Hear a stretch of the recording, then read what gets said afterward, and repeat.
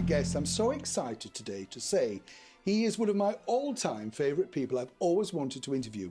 It's the very talented, the very lovely Mr. Matt Monro Jr. So let's welcome him. Matt, thank you so much for coming in. What I'm intrigued by as well is, and I think this is so brave of you, you went on Opportunity Knocks.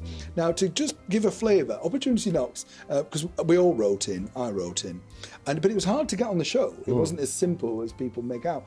But what I liked about Opportunity Knocks was there was none of this pre-rubbish of falling into tears and family screaming at the side. You stood on your talent, you know, and I think that was very brave of you because you've come from this huge dynasty and then you're going out there and saying, but this is me. So what was that like when you went on the show? Because we can say you didn't win. No. But we've never heard of the opera singer scenes, have we? No. So, Well, you know, but what was the moment like? I actually got onto both. I got onto Opportunity Knocks and New Faces. Oh, wow. Which were, again, a massive show. Massive show. Yeah. And to the people watching, it was probably our equivalent of the X Factor-ish kind of thing now. And I wouldn't do New Faces because they had a lovely lady by the name of Nina Mishkow. I don't know if you remember her. Oh, yeah.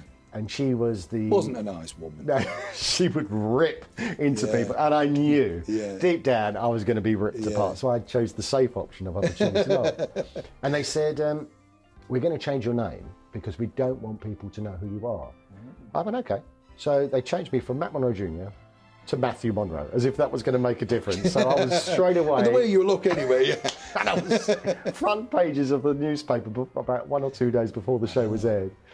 And we did it, and it was a very strange and surreal experience. But because I wasn't even an experienced act at that time, I finished second, as you well aware, but I loved it. It was nice, but I look back at it now and I cringe a bit. You know, they made me wear this old, what I call Dickie Bow suits, and that's not that you can see the way. But they did, didn't they? You know, you almost had to emulate. You know, not because your dad is Matt, but that was like a look that they wanted. Everybody had to wear a dinner suit, bow tie, or else you couldn't get on. Yeah, it was like, this is what we want from you. And you know, I felt very uncomfortable in that sense. And I didn't even know then that it was going to be a live audience and all that. I don't know what I expected, to be honest, but.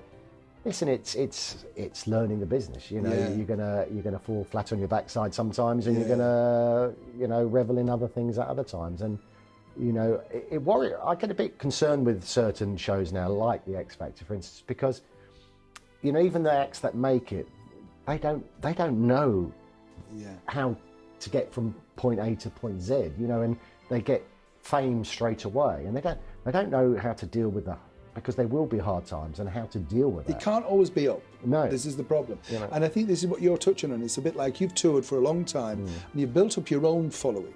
And that's what you need to do. But as you say, you can have a great night and think you're on top of the world. And then you go to the next venue and the next date and you think, it's not gone very well tonight. but you learn, don't you? You think, I'll change the show, or you know, you manoeuvre it to suit and you learn your own stagecraft and everything else. And you see, when I started, to be honest, Neil, I mean, I'm lucky I've survived because I was rubbish when I started, vocally. But I had stage presence. Yeah. That was my thing. I could talk to an audience and everything else. And which is what comes back. You're very nice, like obviously like your dad. Yeah. You connect very quickly with the audience. Yeah, and that was how I survived. Yeah. But I lost a lot of people because I couldn't sing, to be totally truthful. So I did it the other way around. Whereas these guys can sing and then they have to learn their stagecraft. I had the stagecraft, but without the voice. Yeah.